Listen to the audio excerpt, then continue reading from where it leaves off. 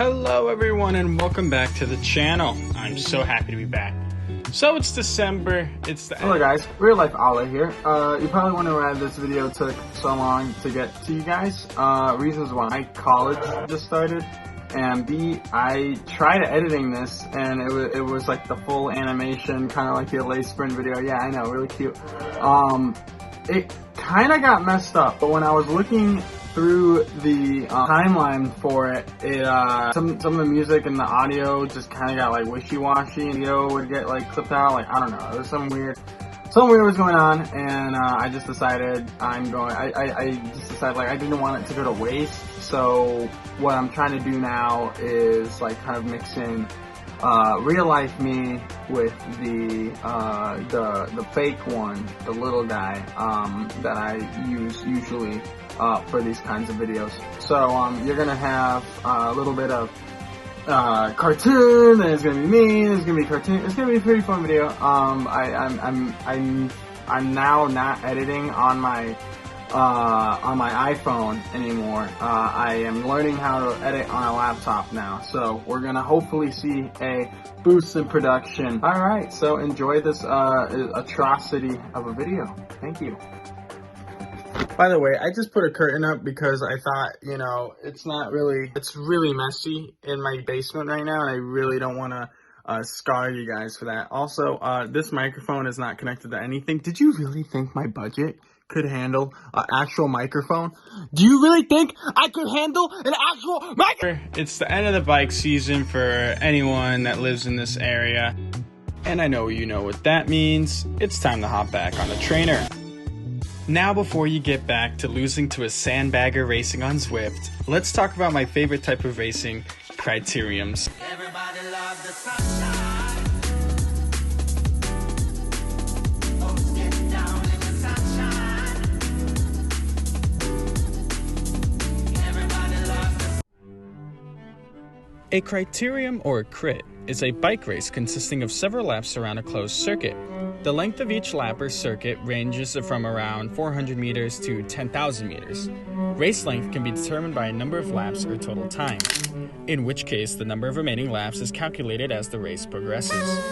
Generally, the event duration is commonly 1 hour. This is shorter than that of a traditional road race. Events often have prizes called preems and are usually cash or nothing, if you're anything below a Cat 2, for winning specific laps within the race. A bell is usually rung to announce to the riders that whoever wins this next lap will win the preem, or the prize. In the United States, the races are typically divided into different categories, or CATs for short. The levels go from 5 being novice and 1 being expert.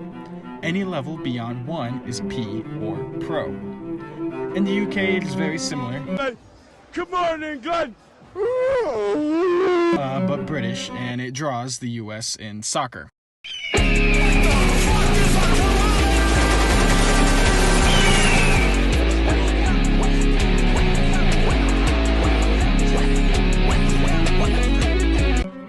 Typically in the novice Cat 5 races, you can expect to be riding with riders that don't have much racecraft, but you can always find that one guy that has an FTP of a Pro Tour cyclist that will blow your entire group into the ground and will never move up to the next category until the UCI knocks their door, pleading them to stop dropping 20-somethings at their local charity crit. FBI, open up! In Cat 4, you'll be put with a more palatable group. Honestly, I just think it's best to start at Cat 4 because it's not as sketchy as the novice riders. Riders are typically a bit faster and way more knowledgeable, so it might be a little bit more safe.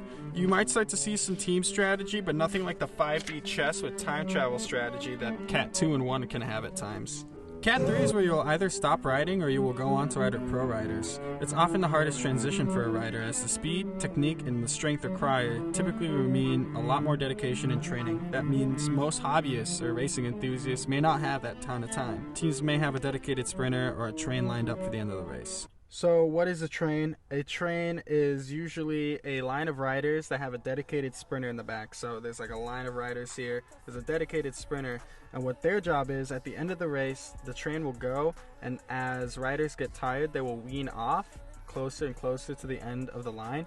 And what at the end the sprinter will do is they will save all that energy for the final, run for the end of the line. So, Cat 2. Cat 2 is kind of weird. In certain races, Cat 2s get thrown into Cat 1 and 2 races, or even P1 and 2 races, because at this point you really did the time, you raced hard, you worked your way, you showed that you have speed and courage, and you might have even broken a collarbone. P1 and 2 are kind of the trifecta of like the elite riders. They're very, very, very strong.